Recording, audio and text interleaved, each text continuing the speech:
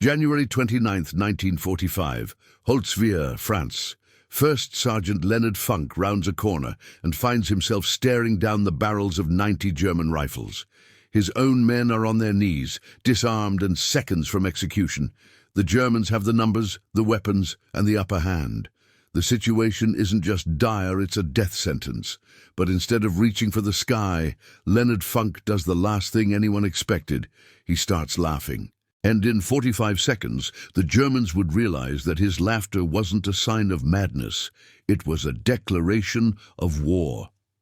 A German officer steps forward, shoves an MP-40 submachine gun into Funk's stomach, and screams something in German. Funk doesn't speak German, neither do any of his men. The officer screams again, louder, his face turning crimson with rage. Funk looks at the 90 Germans. He looks at his 4 disarmed soldiers kneeling in the snow. He looks at the gun pressed against his gut, and he starts laughing. The German officer's face twists with confusion, then fury. He screams louder. Funk laughs harder. In 45 seconds, the snow will be stained red with 21 German bodies, and Leonard Funk will cement his place in military history for one of the most audacious acts of combat in World War II, all because he couldn't stop laughing. Leonard Alfred Funk Jr. was born August 27, 1916, in Braddock Township, Pennsylvania. Steel town, smokestacks and foundries lining the Monongahela River, 8 miles east of Pittsburgh.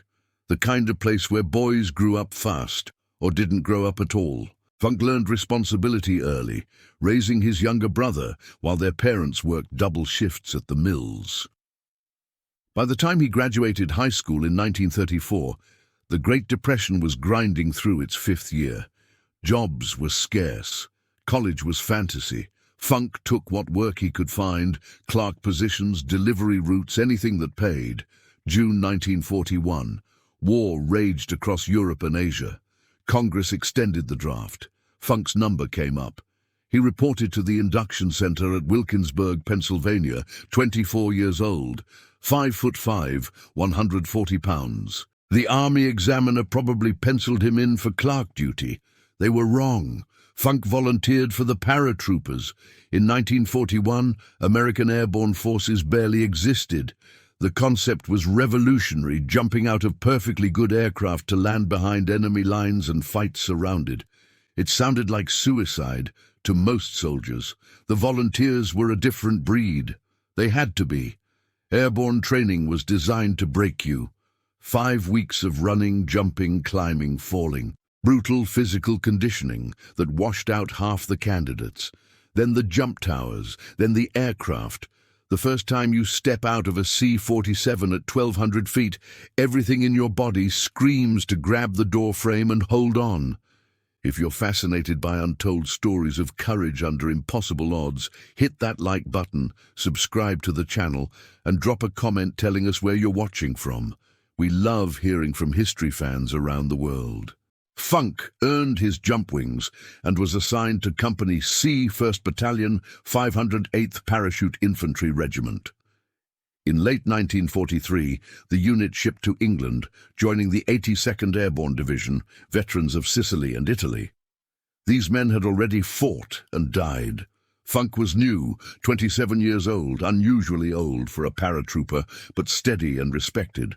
By D-Day, Funk was a squad leader. At 1:30 a.m. on June 6, 1944, his C-47 shook violently as German flak burst around it. He stood in the stick, 60 pounds of gear strapped on, aircraft flying dangerously low. Tracers streaked past as metal fragments slammed into the fuselage. The green light flashed. Funk jumped. The prop blast hit like a truck, then silence as his chute opened. Below him lay occupied France. The airborne invasion descended into chaos immediately.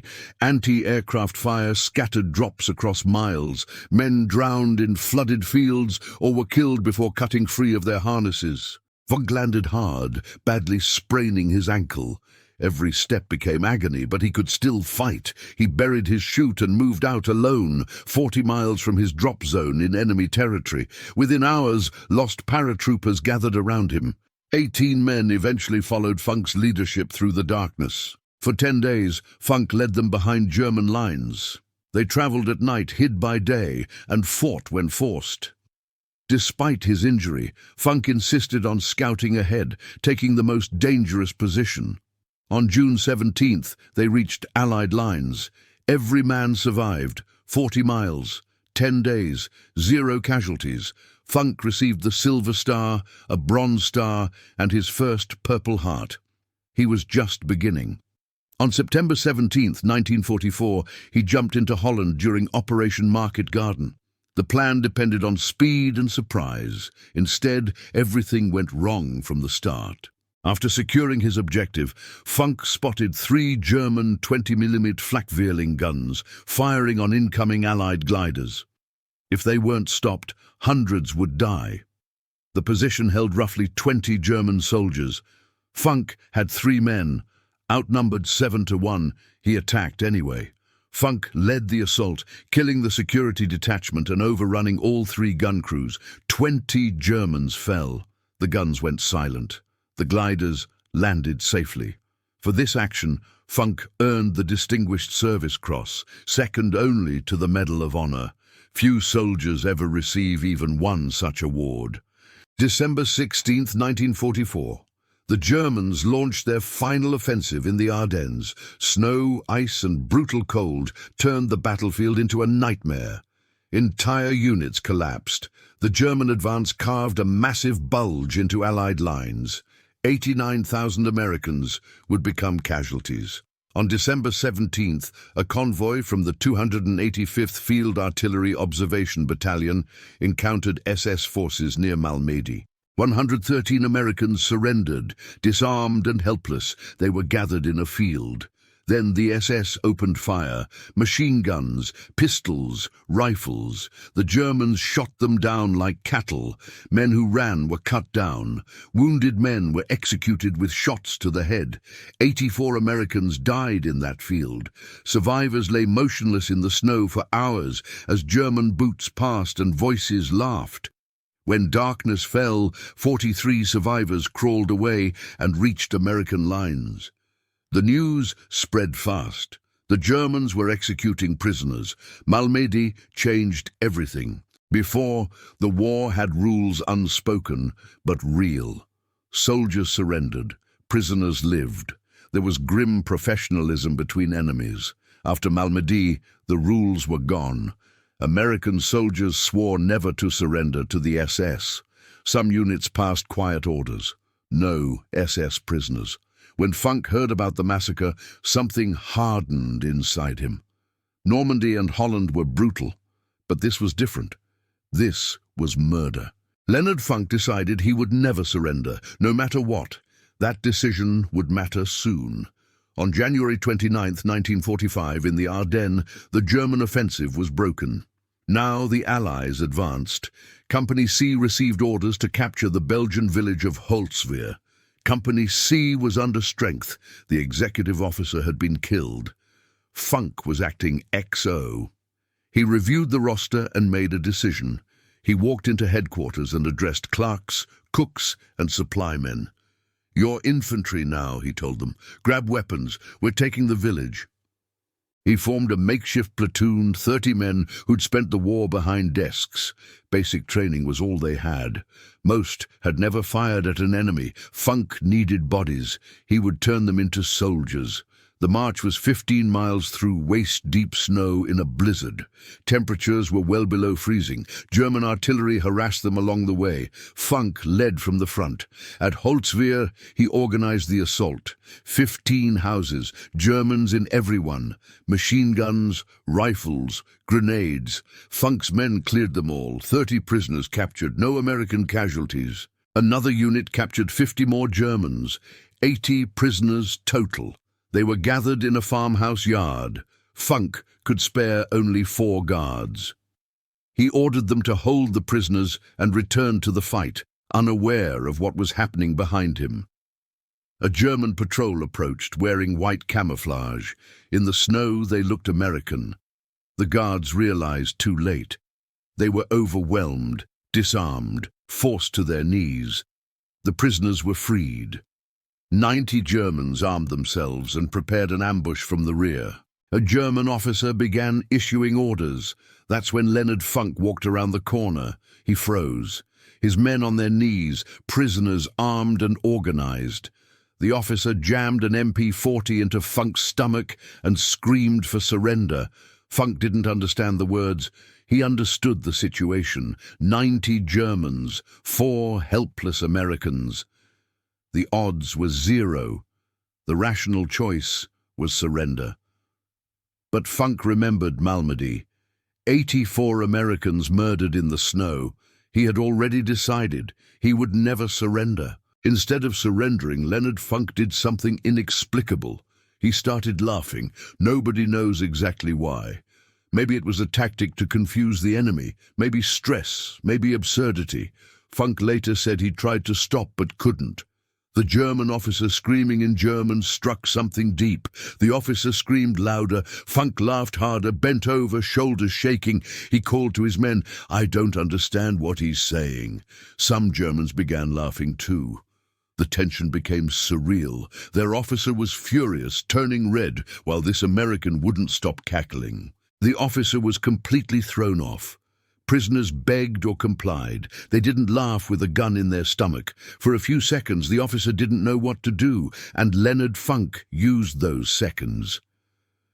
Still laughing, Funk slowly reached for his Thompson submachine gun, slung over his shoulder. The officer watched, thinking the American was surrendering his weapon. Funk's hand closed on the grip. He unslung it carefully. The officer relaxed slightly. Then Funk moved. In one motion, faster than thought, Funk swung the Thompson down and fired. The M1A1 roared at 600 rounds per minute. At close range, 45 caliber bullets hit like sledgehammers. The first burst tore into the officer's chest. 30 rounds, 3 seconds, dead instantly. Funk kept firing. There was no stopping now. He pivoted, spraying nearby Germans. Men screamed and fell. Blood splashed across the snow. Brass casings steamed in the cold air. The Thompson ran dry in seconds. Reloading took 2 seconds, an eternity in combat. Funk ripped the magazine out, slammed a fresh one in, racked the bolt, and resumed firing in a single fluid motion. Training took over. At the same time, he screamed at his men to grab weapons. The 4 guards scrambled from their knees, seizing rifles dropped by dead Germans. Seconds earlier, they were prisoners. Now they were fighting. The Germans were in chaos. Their officer was dead. No one was giving orders. Some fired back. One American beside Funk was killed. Funk kept moving and firing. His men joined in. The Germans were caught in a crossfire they never expected. 60 seconds later, it was over. 21 Germans lay dead, 24 wounded, more than 40 surrendered again, weapons discarded. Smoke drifted from Funk's Thompson as he stood among the bodies. "That," he said calmly, "was the stupidest thing I've ever seen." Holtzwihr was secured. When the Medal of Honor recommendation reached Washington, no one questioned it. Outnumbered 90-1, Funk had attacked and won. The official citation reads that Funk was ordered to surrender by a German officer who pressed a machine pistol into his stomach. Though overwhelmingly outnumbered, Funk pretended to comply, slowly unslinging his submachine gun, then with lightning speed brought it to bear, killing the officer and turning on the others. On September 5, 1945, at the White House, President Harry Truman placed the Medal of Honor around Leonard Funk's neck. Truman remarked that he would rather have that medal than be President of the United States. It was the nation's highest recognition of courage. Funk's record was extraordinary. Medal of Honor for Holtzwihr, Distinguished Service Cross in Holland, Silver Star in Normandy, Bronze Star for service. 3 Purple Hearts for wounds received in combat. He also earned the Croix de Guerre, the Order of Leopold, and the Military Order of William. Leonard Funk became the most decorated paratrooper of World War II. 5'5", 140 pounds. A former store clerk who had fought through Normandy, Holland, and the Ardennes, repeatedly wounded, repeatedly returning to combat, earning decorations most soldiers never see once. When the war ended, Funk went home. He didn't write a book or tour the country. He didn't trade his Medal of Honor for fame or politics. He returned to Pennsylvania and took a job with the Veterans Administration, helping other veterans navigate claims and paperwork. It was the same quiet work he'd done before the war. For 27 years, Funk sat behind a desk, eventually becoming a division chief in the Pittsburgh regional office. He lived in McKeesport with his wife Gertrude and their 2 daughters. A steady life, no spotlight. His medals were kept away. He never talked about them. When asked about Holzwehr, about laughing at 90 Germans, he shrugged, "Did what I had to do." That was all he ever said. On November 20th, 1992, Leonard Alfred Funk Jr. died of cancer at 76. He was buried at Arlington National Cemetery. At the time, he was the last surviving Medal of Honor recipient from the 82nd Airborne in World War II. Today, his name lives on at Fort Liberty, on a Pennsylvania highway, and at a post office dedicated in 2023. Yet most people have never heard of him. They know Audie Murphy. They know Alvin York. They don't know the quiet paratrooper. Leonard Funk's story reminds us that war doesn't favor the biggest or the fearless. It favors those who keep thinking when others freeze. At Holzwehr, the math said, "Surrender." Funk thought of Malmedy. He thought of his men. So he laughed and lived. There's a quote often attributed to President Truman about the Medal of Honor. "I would rather have this medal than be President of the United States." He said it to Leonard Funk. September 5th, 1945. The White House Rose Garden. Think about that. The most powerful man in the world. The man who had just ended World War II. The man who would reshape the entire global order. Looking at a 5'5" former store clerk from Pennsylvania and saying, "I'd rather be you." Because what Truman understood, what everyone who reads the Medal of Honor citations understands, is that courage isn't about size or strength or training. Courage is what you do when there's a gun in your stomach and 90 men want you dead.